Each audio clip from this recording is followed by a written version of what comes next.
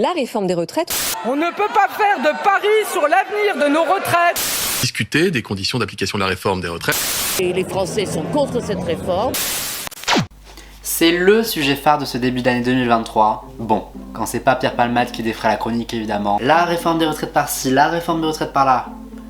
Waouh! Nous, c'est vrai que les jeunes, on a un peu du mal à se sentir vraiment concernés. Tout simplement parce que notre retraite, on va pas la toucher avant 40, 50 années de travail. Et bon, on va pas se le cacher, 2073, ça paraît être dans très longtemps. Dans ce nouvel épisode, je vous présente Sandrine.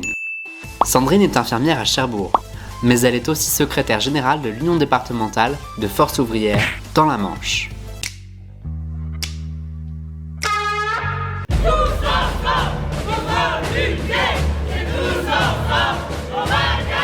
Ce qui est important, je pense, d'expliquer, c'est que la retraite, elle est issue du Conseil national de la résistance, donc après la guerre. Ils se sont réunis et ont décidé de mettre un système social en France. La retraite, c'est un système de répartition par solidarité. C'est-à-dire qu'en fait, les actifs d'aujourd'hui payent la retraite des anciens actifs, donc des retraités de maintenant. Ça fonctionne par le système de cotisation, ce qu'on appelle les cotisations sociales, c'est-à-dire que les salariés cotisent, mais aussi les patrons. Et en fait, c'est une gestion paritaire, c'est-à-dire que cette somme d'argent, ces milliards qui arrivent dans les caisses de retraite, sont gérés de façon paritaire par les patrons et par les représentants des salariés. Et donc c'est vraiment extrêmement bien géré et ce n'est absolument pas géré par l'État. L'État ne peut pas servir dans la caisse des retraites.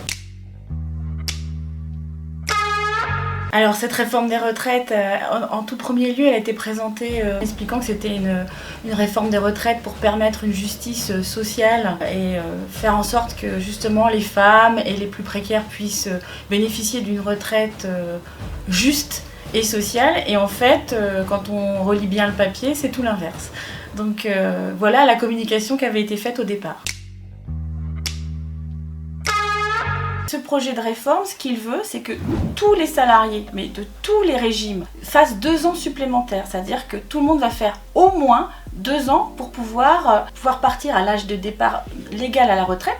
Mais il y a aussi les 43 annuités qui s'ajoutent, qui ont été accélérées. 43 annuités, ça veut dire qu'il faut que vous ayez cotisé au moins 72 trimestres pour avoir une retraite à taux complet. Plus vous commencez tardivement dans votre activité professionnelle et plus vous tardez à avoir un travail stable et à taux plein, parce qu'il faut savoir que malheureusement il y a des personnes qui commencent de plus en plus tard et c'est pas des choix, c'est parce que soit les études durent longtemps, soit les employeurs ont du mal à vous embaucher en CDI.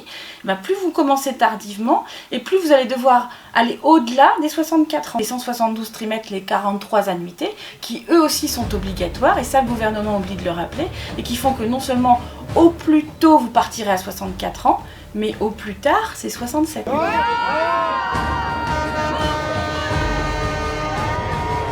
Les grands perdants sont les femmes. Souvent elles subissent des temps partiels. C'est pas des choses qui sont demandées. Elles ont une carrière assurée parce qu'elles ont une vie de famille aussi, elles ont eu des enfants, elles ont parfois pris des décisions de s'occuper, de prendre des congés parentaux. Tout ça, ça coupe la carrière. Puis il y a aussi une injustice qui n'est toujours pas réglée, c'est-à-dire que l'égalité femmes-hommes, à savoir qu'actuellement les femmes sont rémunérées 20% de moins que les hommes en France, eh bien elles auront toujours une pension moins élevée que les hommes puisqu'on se base sur leur salaire toute leur carrière. Le front syndical est sur le terrain. On est tous d'accord sur la même chose, à savoir le retrait du projet de réforme. Les actions sont mises en place parce qu'il y a des travailleuses et des travailleurs qui nous demandent des actions. Donc ça peut être des manifestations, mais il n'y a pas eu que ça. Il y a eu des retraites au flambeau. Il y a aussi des moments d'action un peu plus intensifs, il faut le savoir. Il y a eu aussi des débats publics. Le but, c'est vraiment de porter la voix des travailleuses et des travailleurs et faire comprendre à ce gouvernement que ce projet de réforme, on n'en veut pas.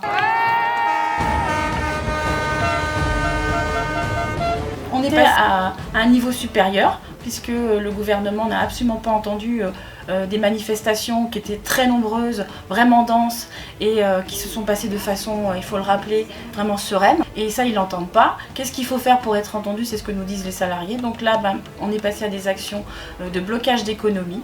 Et le blocage d'économie, ça passe par des entreprises qui vont se retrouver, où les salariés vont décider la grève et la grève reconductible. Dans ce cas-là, ça peut durer une journée, 2, 3, 4 jours, 5 jours. En fait, c'est les salariés qui décident de mettre à l'arrêt l'économie de leur entreprise. Il y a une légende urbaine, souvent, c'est entre guillemets, quand j'avais 20 ans, on me disait Sandrine, tu n'auras jamais ta retraite parce que ça n'existera plus. En fait, c'est complètement faux, puisqu'en fait, à partir du moment où les cotisations sociales et patronales rentrent, le régime n'est pas déficitaire. Donc en fait, nos jeunes, ils vont pouvoir avoir droit à la retraite, tout comme les autres. Il faut arrêter de faire croire aux jeunes qu'ils ne pourront pas en bénéficier. C'est faux. Allez, ciao.